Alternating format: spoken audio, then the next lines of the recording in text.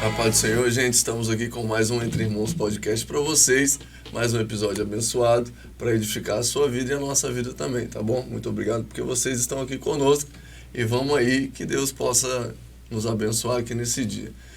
Lembrando aquelas considerações, na tela que vai estar passando um dos nossos patrocinadores, os nossos patrocinadores na verdade, um deles é o Adilson, tá? Adilson Junior Arte, vai lá no Instagram dele, você vai ver algumas artes que ele faz. Ele trabalha com artes visuais. Se você estiver precisando de algum cartaz, aquela coisa toda, questão de evento na igreja e tudo mais, até coisas sem ser de igreja também, ele trabalha com isso. O menino é bom, vai lá, fala que você veio pelo Entre Irmãos Podcast, que ele vai ter um precinho bacana para você. Beleza? Você que está nos acompanhando pelo YouTube, saiba que nós estamos também na rádio, beleza? Rádio Conquista Web, você consegue baixar o aplicativo para celular de Android, também você consegue baixar para celular. Se for iPhone, você consegue. E também, você que está na rádio, saiba que nós estamos no YouTube, Entre Irmãos Podcast, e no Instagram, Entre Irmãos Podcast 22. Siga a gente lá nas redes sociais para você não perder nada, beleza? Eu sou o Vitor Paz, quem vai apresentar o nosso convidado de hoje, um nome especial demais. Hoje o ministério dele é sensacional.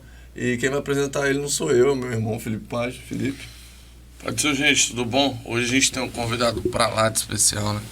Uma benção, é um prazer receber ele aqui, ele que é pastor recentemente, né? E missionário. Só que não é aquele missionário só de nome, não que eu estou desprezando quem seja. Mas esse missionário, ele atua lá no Senegal. É o Vitor Viola, ou como que é?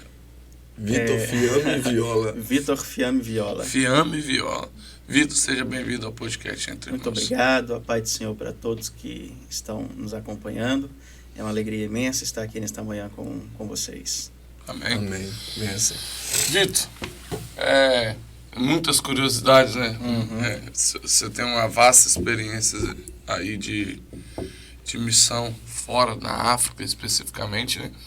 Só que um dia um desejo aconteceu no seu coração, tanto para você quanto a tua esposa, mas especificamente hoje mais sobre você.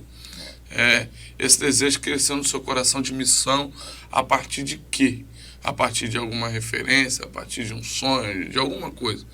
Conta pra gente um pouquinho dessa história. Desde a minha infância, depois da minha grande experiência, né, um período em que eu fiquei doente, eu tive câncer, né? Leucemia linfóide aguda.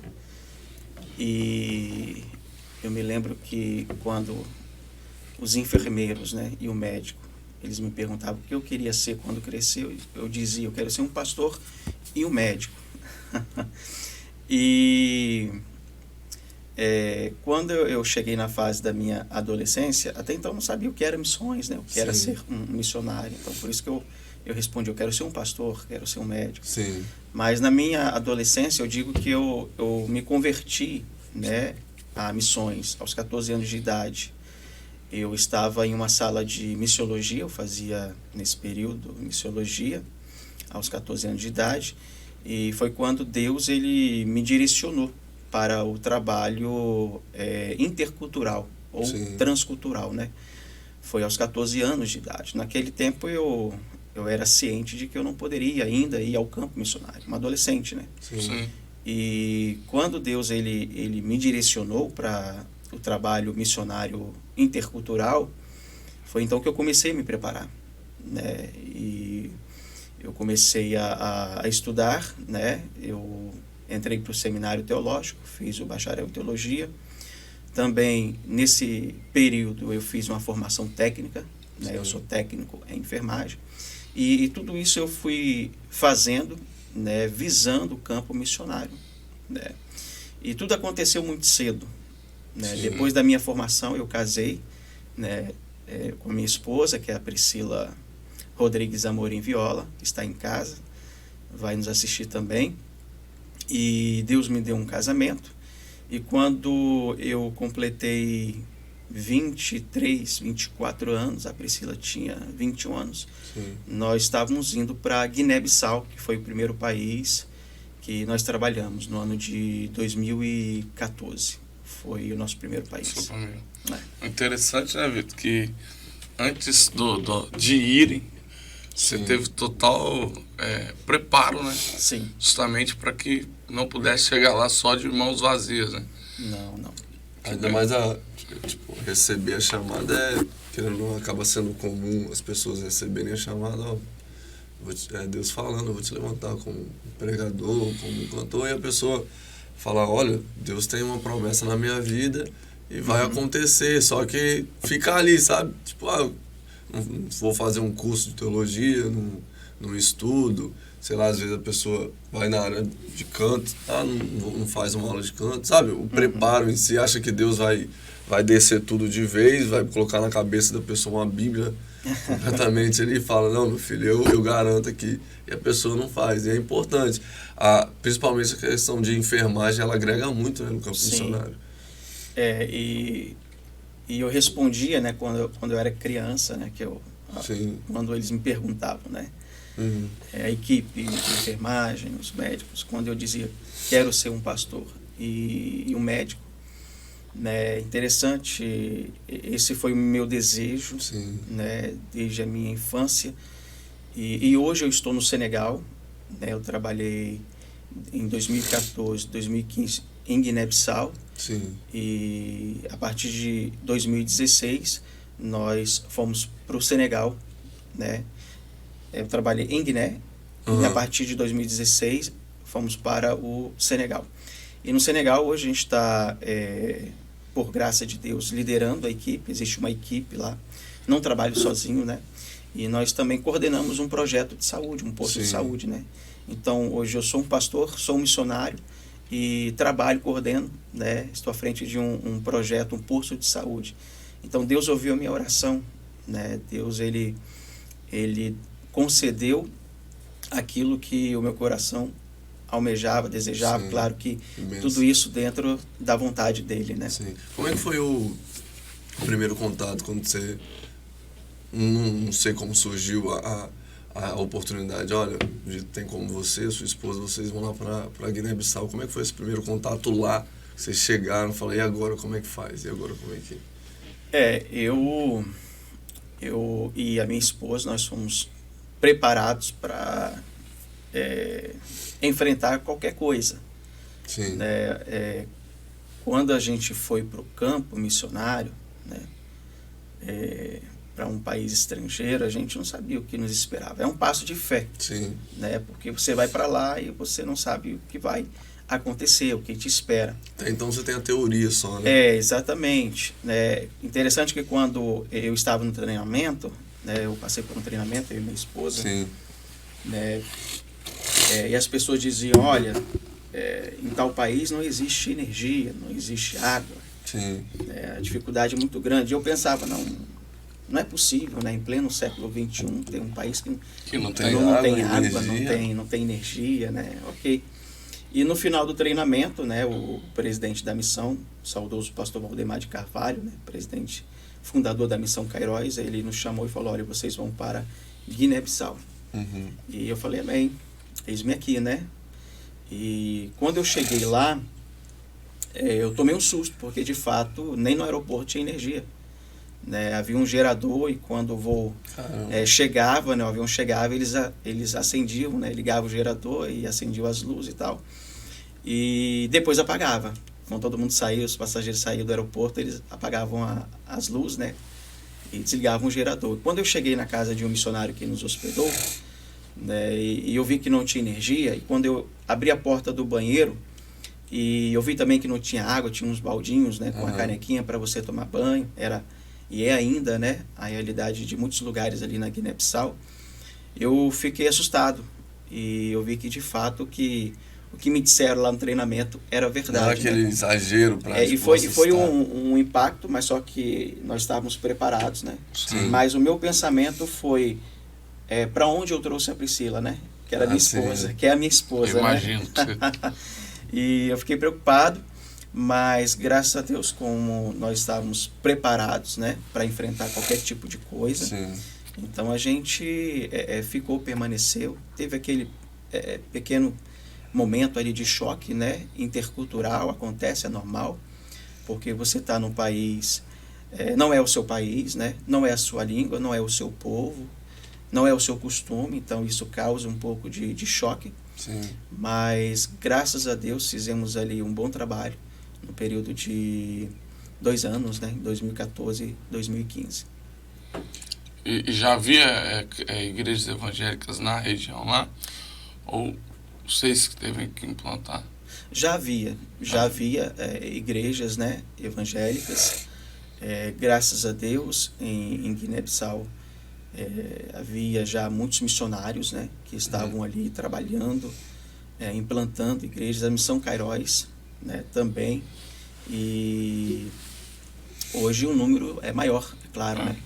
A Missão Cairóis hoje tem lá em Guiné-Bissau 5 escolas, né? E, nossa, se eu não me engano, 13 igrejas, né? Que benção. É um trabalho onde há mais abertura, sabe? Um país onde há mais abertura para a pregação do Evangelho. Uhum. Então, isso facilita muito nas aldeias onde nós entrávamos. As pessoas pediam, né? Olha, faça uma igreja aqui, faça uma escola, por causa da necessidade, né? Espiritual e na área também da educação, da saúde. Senegal, na época, Guiné-Bissau, na época, né? Sim. Era, quando eu pesquisei, na época, em 2014, era o 4º país mais pobre do mundo. Nossa. Hoje já saiu, né, dessa lista de países mais pobres, né, do mundo, mas na época era essa a realidade, né? E os missionários estavam ali, né, trabalhando, se esforçando. E eu digo que hoje eu trabalho no Senegal, né? Uhum. Eu digo que em Guiné nós pescávamos de rede, né? Uhum. No Senegal já é mais difícil, né? Um pouco mais difícil porque é um país onde a maioria da população são países vizinhos, é muçulmana, fazem fronteira, Senegal e Guiné-Bissau. Então, Senegal, nós temos hoje 96%, 96% da população islâmica, né? A predominância. Né? Predominantemente, né? É um país muçulmano. E hoje, no Senegal, nós pescamos, vamos dizer, de vara, né? De anzol, diferente de Guiné-Bissau. É mais difícil porque é um país onde a maioria do povo é muçulmano, 96%. E aí nós temos 4% de cristãos no Senegal, mas só que desses 4% nós temos 3% que são de cristãos católicos e 1% de cristãos evangélicos, né? Então é diferente. A proporção é muito diferente. Mas como no Senegal é mais difícil, como é que foi não sei se ainda se ao longo do tempo foi mudando, as primeiras estratégias para alcançar as pessoas de lá? Graças a Deus, nós não hoje no Senegal nós não temos um histórico de perseguição, né? Existe uma liberdade religiosa e como é um país muçulmano, nós usamos estratégias, né, para entrar com o Evangelho. Uhum. Então nós trabalhamos, como eu disse, é uma equipe, né, que trabalha, não trabalha sozinho, né? E nós usamos a estratégia, usamos estratégias, né, para poder entrar com o Evangelho na área da saúde, né, educação e esporte. E com isso a gente entra com o Evangelho e implantando igrejas. Frisando que o nosso objetivo principal, né, é a implantação de igrejas, né? Porque isso é uma estratégia, né? Uhum. Porque como você vai alcançar um povo que tem uma cultura totalmente diferente e a massa principal é uma religião que até diverge, né? Com o cristianismo, você tem que criar estratégias. Exatamente. E dentro dessa estratégia a gente vai ganhando. É para ir ganhando e cuidando também, a ideia de plantar aí. Exatamente. Então, no posto de saúde, nós atendemos, né? Temos um médico, temos uma enfermeira, uma assistente de enfermagem, toda uma equipe que trabalha no posto de saúde. E ali tem a sala de espera, nós temos uma TV e todos os dias a gente coloca o filme Jesus na língua Wolof, que é a língua materna do Senegal. Uhum. E enquanto os pacientes estão esperando atendimento, eles estão sendo evangelizados, assistindo o filme Jesus, né, na língua deles. E também temos espalhado, né, pelo Posto de Saúde, Bíblias, folhetos evangelísticos, né, em campanhas médicas esporádicas, nós fazemos de tempo em tempo, né. É uma oportunidade gigante também para pregarmos o Evangelho. Nós temos então a abertura de orar, né, pelos pacientes, e a maioria, 99% dos pacientes são muçulmanos. Sim. Então é nesse momento que a gente tem a abertura, através do projeto social, de orar, de falar de Jesus para o povo senegalês, né? Caramba, Os muçulmanos. não é uma coisa desorganizada. Ó, você vai lá pro Senegal, se vira, vai ganhar almas. Não é. Não dá também, né? Pra Não. soltar, vocês lá falar, não, se vira aí. Porque, sério, durante muito tempo eu pensei assim, né? Porque parecia que você está chegando num país, uma cultura totalmente diferente, pá, e você tem que desbravar lá, cara. Mas Então, na escola também, né, se fala, né, do Evangelho, a gente prega Jesus através de missionários que estão lá no sul do país, né? Tem uma família, a família Bubani. É uma estratégia também, educação e escola. Temos em Síndia, lá onde está também uma família, né, a família Munhoz, que através da escola de futebol também fala de Jesus, né? E com isso a gente tem abertura, né, para entrar com o Evangelho. É interessante que na cidade de Rufisca, onde a gente mora, e temos o posto de saúde, ao lado hoje nós temos uma igreja, né, onde está a família Lima, né, o pastor que está lá pastoreando. E nós temos essa abertura hoje, podemos nos reunir hoje ali do lado do posto de saúde, porque graças a Deus, né, houve a estratégia de começar com esse projeto, né, no início, né, o projeto de saúde para ajudar a população, e hoje a gente é bem aceito. E vale a pena colocar essa observação, que no Senegal não é em qualquer lugar que você pode construir uma igreja. Existem terrenos específicos, né, tanto para construir mesquita, como também para construir igrejas, né. E lá onde nós estamos, não podia, né, não podia se construir uma igreja ali, naquela região, dentro daquele bairro, né. Mas graças a Deus e ao trabalho que a gente está realizando, começou por uma missionária, né, por outros missionários que chegaram primeiro do que nós. Hoje nós temos essa abertura, podemos reunir e estar ali com a igreja. É o governo que faz a definição do terreno que pode ser implantado uma igreja? Sim. Sim. Mas eles dão muita vazão, tipo, ó, mesquita aqui 10, a igreja evangélica bota um só terreno aí, tipo, proporção assim, ou eles vão soltando, ó, isso aqui pode, liberado, tipo, normal, eles não ligam muito para a predominância ser muçulmana, então vão dar mais prioridade para eles, ou... Obviamente, né, eles vão dar mais prioridade, né, para os muçulmanos, porque o país... maior parte da população exatamente, deles, exatamente.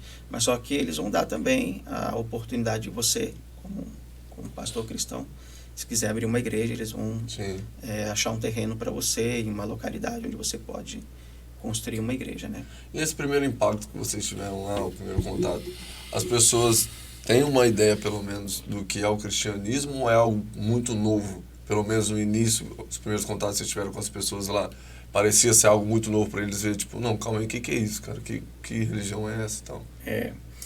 Então, como eu havia dito, nós somos 1%. Sim. Né? Anteriormente eles diziam, não, vocês são menos de 1%. É claro que, né, eles vão querer sempre nos diminuir. Com certeza. Como que bloquear o crescimento do cristianismo, né, protestante. Então eles têm uma certa dificuldade de separar, né, o cristianismo católico do cristianismo protestante, né? Eles juntam o catolicismo tudo só, né? Do protestantismo. Então muitos deles vão pensar que é a mesma coisa, né? E aí a gente explica que é diferente, mesmo nas igrejas, né? Quando ensinamos e pregamos, a gente explica que Não, não é a mesma coisa, né? Porque o Evangelho de Jesus, ele é transformador. Isso. Né? Verdade. A gente não vê nas demais religiões que existe lá mudança quando a pessoa ela se converte a essa determinada religião, ao Islã, ao catolicismo. Dificilmente a gente vê mudança, né? Mas quando a gente chega com o Evangelho de Jesus, a gente vê transformação, a gente vê mudança de vida mesmo. E o Evangelho é isso, né? É mudança, né? Transformação. Transformação. Então eles não conseguem separar muito, Sim. né? Mas quando a gente apresenta e explica, prega, ensina, aí eles entendem. Teve alguma dificuldade, ou melhor, qual foi a maior dificuldade que vocês enfrentaram? Foi a questão linguística? Guiné-Bissau acho que é português. Foi a questão linguística. Foi. A alimentação, não. Não, a alimentação foi tranquilo. Então ia preparado. Cultural lá, também. né? Isso. Bom, em Guiné-Bissau, em 2014, 2015, nós trabalhamos lá. E lá a língua oficial é o português, né? Mas só que o povo não fala o português, é só o crioulo. Só o crioulo, entendeu? Sabe? E a gente teve que aprender o crioulo, né? Durante aproximadamente aí 1 ano e meio a gente estudou, né, o crioulo, mas já no Senegal a língua oficial é o francês, né? A gente consegue, a gente se comunica, a gente ensina, prega, evangeliza no francês, né? Porque o povo compreende o francês bastante, mas a língua materna do povo é o Wolof, né? Existem as línguas das etnias, são mais de 30 etnias, cada etnia fala a sua língua. Mas só que essas etnias se comunicam através do Wolof. Sim. Por exemplo, nós temos a etnia Bassari, temos a etnia Serê, temos a etnia Tucolô, né? Cada etnia dessa fala a sua língua. Mas só que eles também falam o Wolof e se comunicam. Então cada etnia vai ter duas entre o Wolof, duas línguas. Exatamente. E existe uma porcentagem que fala o francês, né? Sim. Que fala o francês e a gente consegue se comunicar bem através do francês. As mensagens, as pregações são em francês e quando é necessário a gente usa um tradutor para traduzir para o Wolof. O português vocês poucos utilizaram? Não, português... Só para conversar entre si? Um pouco em Guiné-Bissau a gente usava o português, mas no Senegal ninguém fala o português. Vocês vão conversar entre si lá? Vocês ficam conversando em português ou vocês não vão praticar aqui o francês, vão praticar o Wolof? Não, com o senegalês é só o francês. Quando só encontra um brasileiro, um missionário brasileiro, português, aí, claro. Né? A gente fala português, a nossa língua, mas com os senegaleses é só francês. E como é esse choque pela questão cultural? Porque deve ter alguns costumes bem diferentes do costume daqui, e você fala, nossa, tipo, teve alguma coisa assim que você falou, rapaz, isso aqui é muito diferente. Quando eu cheguei no Senegal, né, eu me senti em casa, né? Sério? Eu não tive tanto choque, porque eu já vinha de um país também, né? Com uma cultura parecida, né? Existe a questão da vestimenta, né? Algumas coisas que eles acreditam, crenças, né? Porque um detalhe interessante é que existe o animismo também, que é muito forte, né? Então eles carregam certas crenças tradicionais que foram passadas de geração, né, para geração, e são algumas coisas assim bizarras, né, que a gente olha e Sim. Como pode, né? Então existem algumas coisas assim, né, desse tipo, mas a gente já sabia que a gente ia ver determinadas coisas, né, porque é uma cultura diferente, Sim. é um costume diferente, né, e o animismo também. Animismo é anemia? Não, o animismo... Não sei, perguntar porque tem alguém que pensa. O animismo são crenças tradicionais, né? vamos dizer, como se fosse aqui no Brasil costumes locais, a magia negra, né? Sim, feitiçaria, essas práticas, né? Sim. Entendeu? Então, isso é o animismo, né?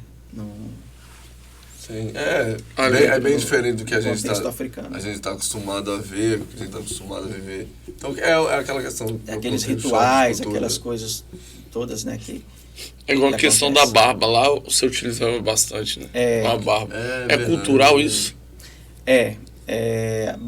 A barba, né, é um símbolo de respeito, de maturidade, né? Então, por isso que eu cheguei muito novo no campo, né? Sim. Com 24 anos, né? Então eu disse, vou deixar a barba crescer aqui para demonstrar mais respeito, mais... Bacana, claro. Tá bom, a minha me também. culturar um pouco. Tô tentando deixar a minha para manter mais respeito, mas o pessoal não tá me respeitando. Eles gostam, muito, né? Eles gostam. Sim. Quando me veem, falam, nossa, que barba bonita, né? Muito bom. É bom também, um gatilho para começar uma conversa, um diálogo, qualquer coisa. Tá no campo missionário ali, eu acho que qualquer coisa que der para chegar numa pessoa, tá valendo, né? Se a barba for uma dessas coisas, vambora, filho. Coloca a barba, deixa a barba crescer, deixa tudo. Mas pastor, eu queria saber sobre uma questão. Na visão de um missionário, obviamente, a gente tem o costume de ser chamado para ministrar, para pregar em igrejas e tal. E aí, prega aqui no culto de missões, e a gente usa sempre, obviamente, pega um texto, fala sobre missões em cima ali e tal, fala sobre missões com o ex-gadareno, com o ex-endemoniado gadareno, fala, enfim, vários pontos, né? Fala sobre a missão de Cristo, enfim. Só que agora eu quero ouvir na visão de um missionário de fato, o que é missões? O que é a missão? O que é fazer missões? O trabalho missionário é a responsabilidade de todo cristão, né?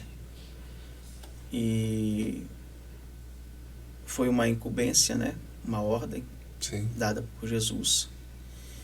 E o trabalho missionário, a vocação, vamos colocar assim, né? Ela não é geográfica, né?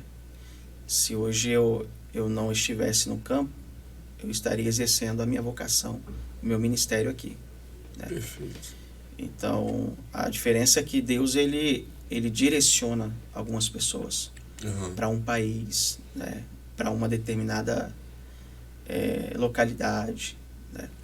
Mas só que, como cristão, né, nós temos que exercer a nossa vocação, o nosso chamado, aonde nós estivermos, né? Então, nós existimos, eu sempre digo isso, como igreja, com o único objetivo de evangelizar, de falar de Jesus, né? E, assim, quando a gente pega o termo, né, a palavra missiologia, né, missões, né, a gente entende que é alguém que vai ser enviado, né, para um trabalho específico e tal.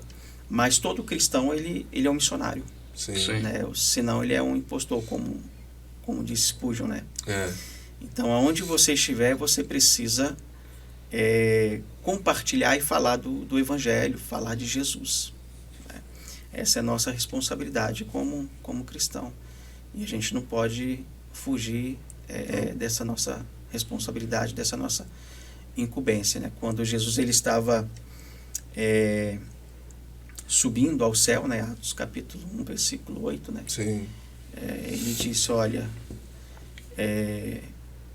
vai vir sobre vós o Espírito Santo, né? E aí vocês serão minhas testemunhas, tanto em Jerusalém como em toda a Judéia e Samaria e até os confins da terra. Então é simultâneo, é nos 4 lugares ao mesmo tempo, né? Então nós precisamos estar aqui e acolá. Esse é o trabalho missionário, é em todo lugar. Nós precisamos estar falando, pregando o Evangelho de nosso Senhor e Salvador Jesus Cristo. E quando Jesus disse, vocês serão minhas testemunhas, né, no original, ele está dizendo ali, vocês vão morrer por esta causa, né? Vocês serão mártires, né? Vocês são mártires. Né? Então a gente tem que entregar a nossa vida, né, a esta causa, né? Missões, então, fica muito além do só, tipo, vou falar aqui de Jesus, obviamente o centro é isso, falar de Cristo, apresentar o Evangelho porque ele transforma, mas é falar num ponto de que se for necessário eu morro por esse Evangelho, eu morro por essa causa, né? Exatamente. A gente precisa dar a nossa vida, né, entregar a nossa vida Sim. por esta causa. Né? Isso... Como muitos adeptos de outras religiões fazem também. Né? Sim. Eles são capazes de morrer por aquilo que eles acreditam. Né? E nós precisamos estar dispostos, né, a entregar a nossa vida se for preciso. Né? Ainda mais sabendo que a nossa causa ela transforma de fato. Exatamente. Eu me lembrei de uma frase, inclusive quando eu prego sobre missões eu sempre cito ela. Eu não lembro se foi o pastor Éder Toledo que mencionou, não lembro. Mas foi um missionário que teve um congresso de missões em Bela Aurora. E aí o missionário ele falou que aonde tem um coração vazio de Deus, ali tem um campo missionário. E essa frase me tocou, que você pega justamente o que você falou. A missão não é algo geográfico, mas é o ID, né? É algo que Deus ele ordenou. Então, se tem um coração vazio, é um campo missionário. Você é um missionário. Ali é o campo que você vai trabalhar. Eu vejo que aqui, quando fala aqui, é nossa região, Espírito Santo, que tem uma visão de pregação do Evangelho, o ID de Cristo, Marcos 15, 16, 16, 15, nem lembro, mas tá. ID de pregar o Evangelho de Cristo ali, isso é só para quem prega. E pregar, ser um pregador do Evangelho não é só subir em cima de um altar e pregar. É você estar com um amigo de um trabalho e falar de Jesus para ele. É você estar sentado na cadeira, alguém no lado do ônibus e opa, essa oportunidade de evangelizar alguém. É isso. Então, de certa forma, aqueles que não têm o chamado, ou Deus ainda não chamou para ir para Senegal, Guiné-Bissau, qualquer lugar do planeta Terra aí, ou faz aqui. Faz em Jerusalém. Você não alcança ainda a Judéia, Samaria, faz em Jerusalém. Perfeito. No livro de Ronaldo Lindório, né, Vocacionados, ele conta logo no começo do livro uma experiência de uma missionária que, se eu não me engano, trabalhou entre os povos indígenas aqui no Brasil. Há muitos lugares no Brasil onde a porcentagem de evangélicos, né, de cristãos são poucos. Menos de 1%, vamos assim colocar, entendeu? Então existe a necessidade também aqui dentro do nosso país. E perguntaram a essa missionária, né, como foi o seu chamado. Ela disse, olha, eu não tive um chamado, eu li uma ordem e obedeci. Perfeito. Né? É isso, né? Então o trabalho missionário é obediência, né, à ordem que nos foi dada. As pessoas falam assim, mas o missionário ele é corajoso, né? E eu digo assim, mesmo. não, corajoso, alguém disse uma vez, né, é quem diz não para Deus. Não é verdade? Bem dito. Corajoso é quem diz não para Deus, né? Se o Senhor Jesus nos deu uma ordem de ir e pregar o Evangelho e a gente fala não, aí essa pessoa é corajosa. Você é corajoso, né? Mesmo, meu amigo. A melhor coisa é obedecer, não é verdade? Exatamente. Tá? E essa fala também eu vejo sobre esse contexto que a gente está, porque tem muita gente que se torna cristão, faz o batismo do novo nascimento. Isso é uma coisa que eu friso muito, principalmente quando eu estou dando aula de escola dominical e tudo, eu falo muito com os alunos lá, que a partir do momento que a gente assumiu a responsabilidade de batizar, fala, já não vivo mais eu, mas Cristo vive em mim. Eu parto da ideia de que se é Cristo que vive em mim, o Vitor antigo não vive. morreu. Morreu. Então, os meus desejos, eu tenho o desejo de fazer isso aqui, mas Deus está me comissionando a falar que eu amo aquela pessoa, falar de Cristo para aquela pessoa.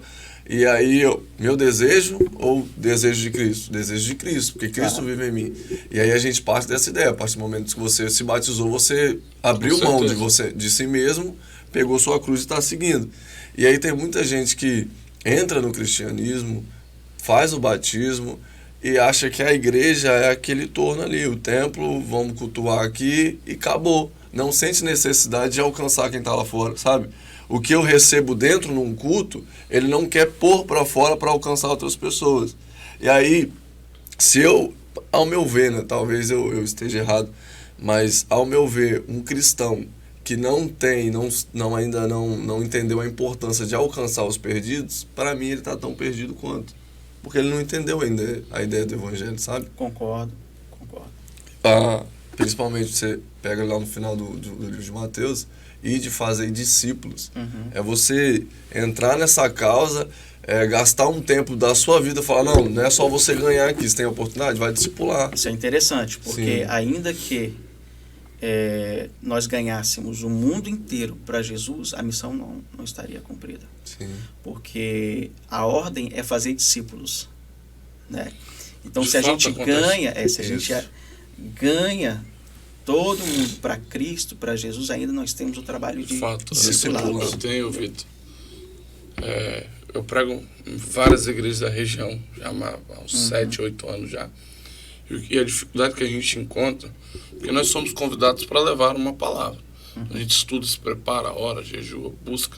Chega lá, nós vamos na palavra que Deus nos direciona e acontece de vidas serem salvas. Aí 2 anos depois nós retornamos. E nós não vemos essas pessoas. Ganhar, estamos ganhando. Mas e o discípulo? Não está mantendo. Entendeu? Claro que eu acredito também que tem que ter um trabalho local em relação a isso, né? Porque já pensou, a gente anda em 30 igrejas, ganhou, sei lá, 60 pessoas para Jesus, tem como acompanhar 60. A igreja local já tem.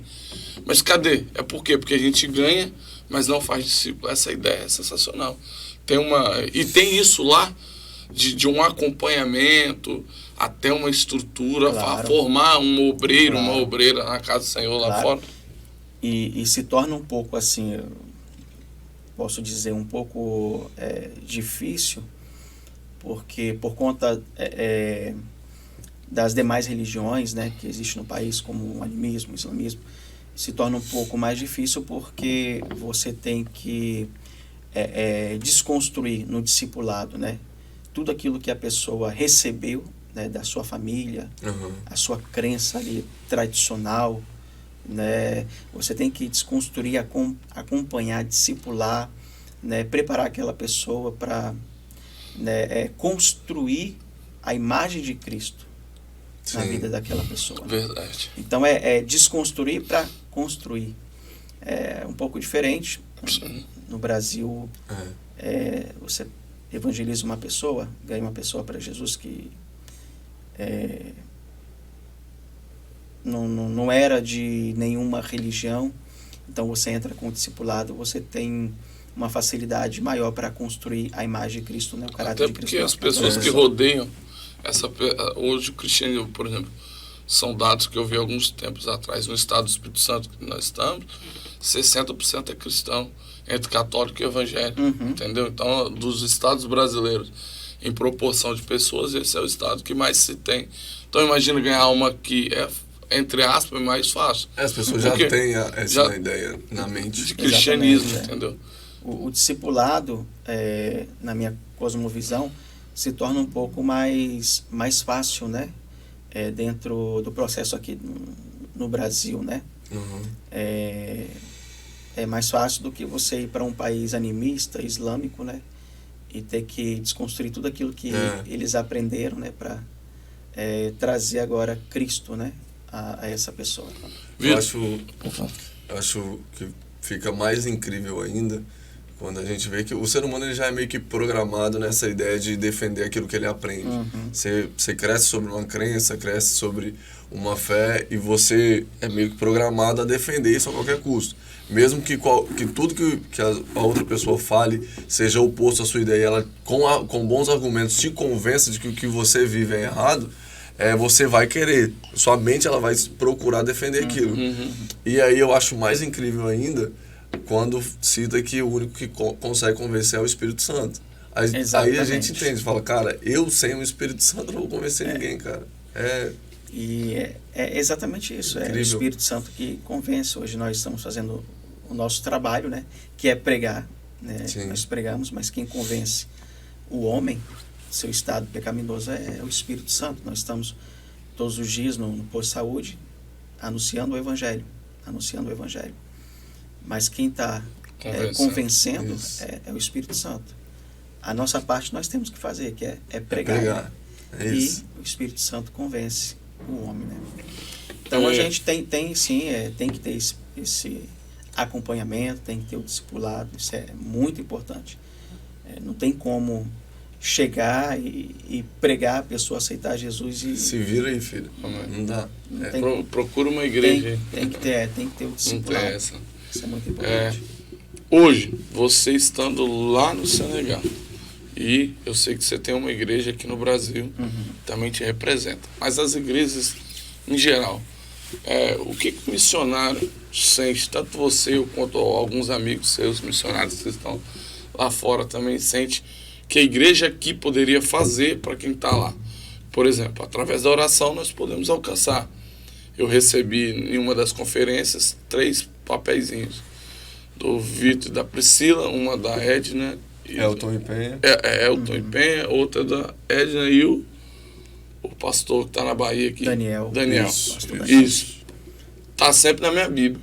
De repente, quando eu ia procurar, Senhor, abençoa rapidamente ali. Mas beleza, é uma forma simplista disso. Mas a igreja dá para fazer mais? Além da oração, para quem está lá fora? Claro, com certeza. A igreja, o papel da igreja é orar, né? É dar o recurso espiritual, que é a oração, a intercessão.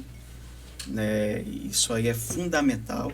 Nós somos sustentados, né, na linha de frente através das orações de quem está na nossa retaguarda, né? Então é fundamental, né, o recurso espiritual, o recurso financeiro, né? O missionário ele precisa se manter no campo. Com certeza. Há muitos missionários que sofrem hoje no campo por falta de recurso financeiro e não consegue às vezes produzir mais porque ele fica preocupado, né, se vai ter o salário do próximo mês ou não, se vai poder sustentar a sua família ou não. Então existe essa preocupação. Então a igreja tem que investir, tem que sustentar o missionário, né? É o papel da igreja. E o recurso humano, que é o obreiro, né? A igreja tem que dispor aí, né? enviar, né, pegar o seu melhor obreiro, né, e enviá-lo. Foi o que aconteceu em Antioquia, né? Atos capítulo 13. A Bíblia fala que Paulo e Barnabé estavam trabalhando, né? Ali na igreja, quando o Espírito Santo falou para a igreja, olha, apartai-vos de mim a Paulo e Barnabé para a obra que os tenho chamado. Né? Separa eles aí, porque a gente está precisando. Então, exatamente, né? Pegaram os melhores obreiros, né, de Antioquia e enviaram ao de uma maneira, missionário. Oração, recurso, que é o recurso espiritual, recurso físico é o recurso financeiro. Exatamente. E a mão de obra, que é o obreiro, né? Que é o obreiro. Que é o recurso humano, né? Que é necessário. Sim. Imagina um posto desse, por exemplo, que vocês têm lá. Precisa de uma estrutura, né? Precisa. Não adianta ter uma equipe se não tem uma estrutura para a equipe trabalhar. A gente precisa de parceria, né? Para poder comprar os medicamentos, né? Pagar o pessoal que trabalha lá. Sim. Né? Quem trabalha com as escolas tem que pagar os professores, né? Quem trabalha com a escola de futebol tem que comprar o material. Então, existe a questão financeira também, né? Que é muito importante. Pastor, viver missões eu acredito que deva ser imensamente gratificante, né? Você vê o trabalho gerando fruto, né? E aí vem aquela sensação de gratidão e tudo mais, eu tô cumprindo o ID, Deus está no negócio, Deus está abençoando e tal, vem mudança na vida das pessoas, mas tem uma questão que eu vejo muito, que tem um paradigma, tem gente que acha que eu quero crescer, vou fazer missões, e aí voltamos àquele ponto de início, não busca um preparo e tal. E aí tem na ideia que a missões é colônia de férias. Eu ia perguntar isso agora. Eu vou sair de missões, vou fazer missões, mas parece que por não ter um preparo, só está querendo fugir da realidade aqui para morar em outro país. E aí uma pessoa dessa, você acha que ela se dá bem no campo missionário? Se uma pessoa, eu sempre digo que primeiro, campo missionário não é lugar de soldado ferido, né? Soldado ferido, ele se trata na base, né? Então, acontece muitas vezes, né? A igreja pega lá, ou a pessoa se envia, né? Sim, problemático e vai para o campo. Envio. E também dá problema no campo missionário, né? E aí volta, porque existe o choque cultural, às vezes a pessoa não está preparada. E é preciso um preparo antes de ir. E a pessoa, ela tem que ser direcionada, né, para o trabalho intercultural. Né? Se não for, obviamente vai sofrer no campo. Isso pode ocasionar o retorno do missionário, né? Isso não é bom, né? Então, o vocacionado ele precisa estar preparado, né? Aquele que foi direcionado, né, para o trabalho transcultural, ele precisa estar preparado para ir para o campo.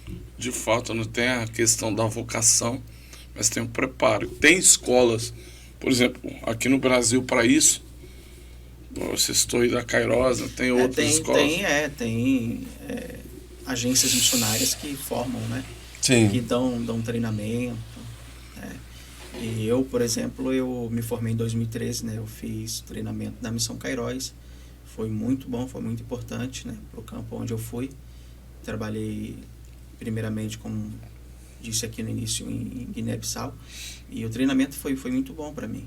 Foi de muita valia, né? Então é muito importante. E aquilo que passou no treinamento, no campo, de fato, algumas coisas acontecem. Comigo aconteceu, né? Comigo aconteceu algumas coisas. Mas você faz o treinamento lá, aí eles olham para você e falam, Vitor, tem um perfil aqui em Guiné-Bissau. Aí te envia para lá, como é que você que escolhe o país? Na época não foi eu que escolhi. Né? Na época não foi eu que escolhi. Depois do treinamento, o presidente da missão nos chamou, né, e falou, o seu perfil é esse país. E eu disse, amém, então nós vamos para lá. Sim. Né? Então eu não escolhi e fomos enviados e a gente foi, né, em obediência. E Deus nos abençoou como tem nos abençoado até aqui. A questão da obediência é muito importante, né? E nós fomos chamados a princípio, né? Acima de tudo, a servir. Sim. Temos que servir, né? Além de ser um pastor, ou antes de ser um pastor, um evangelista, um obreiro, você é servo. Então você tem que obedecer, né? Se dispor a servir. E qual o seu maior objetivo? Claro que no meio lá em Senegal, tipo... A meta, né? Qual a sua meta de alcançar lá, por exemplo? Almas, né? Nós queremos ganhar. De fato, Eu imaginei já que seria isso, mas tipo... Dá para fazer... Ver vidas transformadas, né? Pelo poder do Evangelho, através da pregação do Evangelho. Hoje, embora o Senegal tenha 96% de muçulmanos, nesse período, vamos dizer assim, poucos anos, né? Quase 7 anos, não é nada. Nesse período que eu estou lá, eu observei um crescimento da igreja, sabe? A gente tem observado. Por exemplo, hoje nós estamos liderando uma equipe né, que tem 8 famílias, né? No meio da nossa equipe já tem 3 igrejas. Nós queremos implantar mais. Glória a Deus. Antes era uma, foi para 2, Sim. agora é 3, né? E queremos implantar mais igrejas. Uhum. É um trabalho em equipe. Missões não se faz só. Tem que Isso é ser importante. É em acompanhado. equipe, né? Biblicamente, é em equipe. Até na comissão que Jesus vai mandar, ele manda de 2 em 2 em 2. 2, justamente. Exatamente. A gente precisa dar as mãos para fazer o trabalho missionário. Então, a gente vê o trabalho crescendo. Isso nos dá muito gozo, muita alegria, né? E a gente quer... A minha oração hoje, né? A gente vê alguns países do continente africano. A África é um continente gigante. São 54 países, né? Uhum. E a gente vê alguns países onde Deus está se manifestando através de um avivamento espiritual.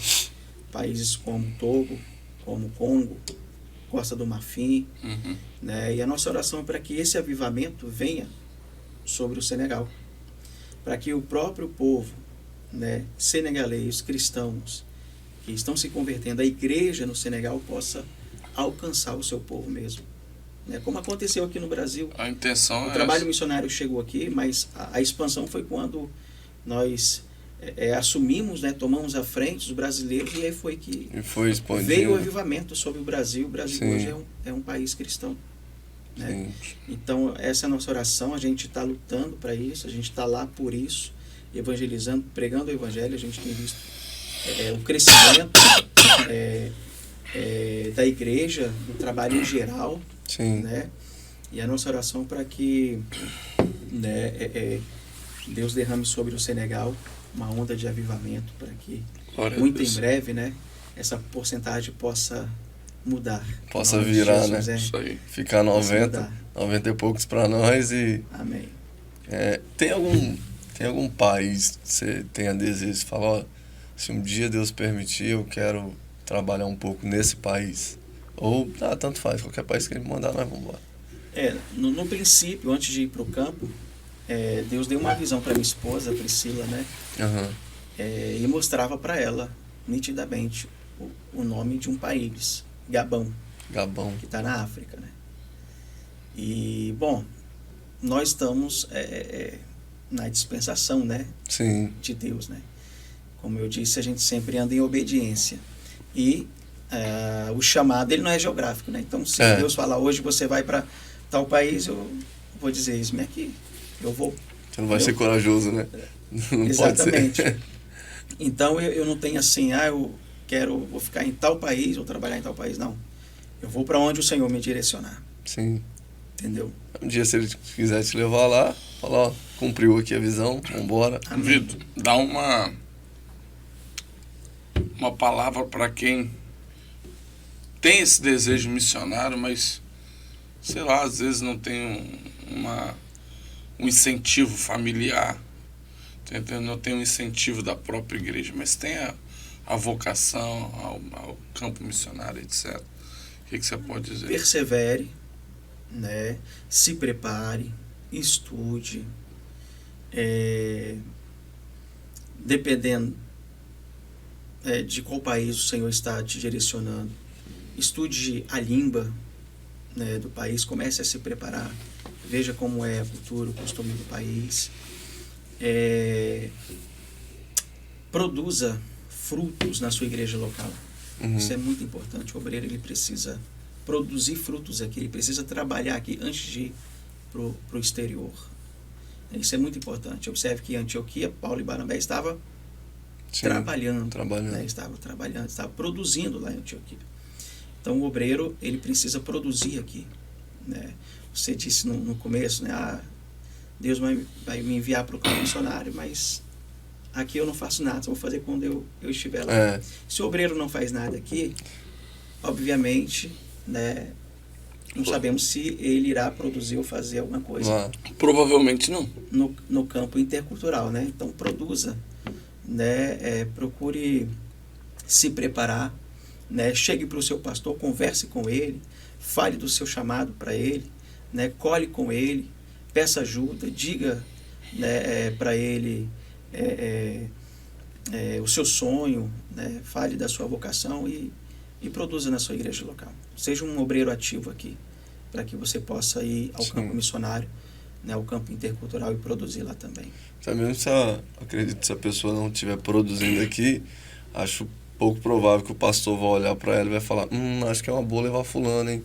Mandar fulano, não vai ter como. O pastor, ele vai ver o melhor obreiro, claro. Acredito, vai olhar e vai falar, esse daí vai produzir lá, vai dar...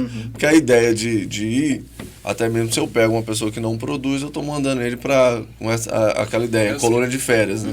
Agora, se uma pessoa que produz, fala, não, isso daí vai gerar frutos, então vai dar resultado. Tem as questões até próprio culturais. Se aqui na nossa cultura, na nossa língua, com toda a facilidade que a gente tem de pregar o evangelho, a praça pública, não anuncia, não vai, imagina em outra língua, em outra cultura, aí seria mais difícil. Então eu percebi desde o início e agora com essa resposta também que a preparação ela é um ponto gigantesco no campo missionário, porque quando você chegar lá você vai ter dificuldade de fato, seja linguístico, seja cultural, seja religioso, mas você vai ter.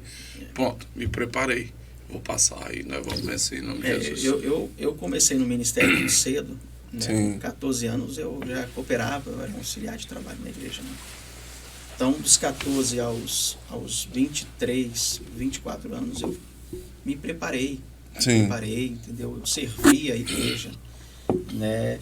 Então, quando eu cheguei para o meu pastor, né? Que é o pastor Adão Carlos de Oliveira, presidente do campo de Belo Aurora, né? Quando eu cheguei para ele, falei, pastor, eu quero ir para o campo missionário. Ele falou, em oração, né? Ele orou e falou, se você quer ir, a igreja vai te enviar. É a igreja que envia o missionário. Sim. Isso é importante frisar. É a igreja que envia o missionário. Mas só que eu me preparei. Né? Eu não cheguei ali para o meu pastor e sem preparo, porque fiquei comovido, né? Ouvi alguém e também quero ir. Não, eu me preparei para aquilo ali, né? Para ir ao campo missionário. E isso me ajudou muito concernente ao choque cultural. Eu posso dizer que quase não tive choque no campo missionário, porque eu me preparei. Isso é muito importante, o preparo do missionário. É importante, porque você citou até que tem chance da pessoa acabar voltando pelo choque cultural. Então, se você se prepara, você já chega já com a cabeça completamente lá. Me preparei e muito tempo, anos e anos, e agora que eu estou aqui, eu não vou jogar fora por qualquer coisa, não. Vou manter a missão. Isso é importante frisar. Você precisa ter fundamentos, você precisa ter uma base, né? Oração, teologicamente também falando, né? Ter Bíblia, né? Se o missionário não... Às vezes a pessoa procura essa oportunidade porque ele de fato tem a vocação, tem o chamado, mas não tem a preparação. E a oportunidade passa, ele está despreparado e perdemos, né? Porque é uma perca no campo missionário. Poderia ser mais uma na pregação do evangelho. É um investimento que a igreja faz, muito alto, entendeu? É o envio, né? Quando o missionário chega no campo, tem que alugar casa, tem que pagar alguns meses adiantados de aluguel, tem a mobília, é um investimento alto. Então, tem que pegar o melhor obreiro e enviar. Então, fica aquele apelo. Se você tem esse desejo, essa vocação, seja o melhor obreiro. Faça o possível para ser o melhor obreiro. Como você disse, né? Se pensar que é uma colônia de férias...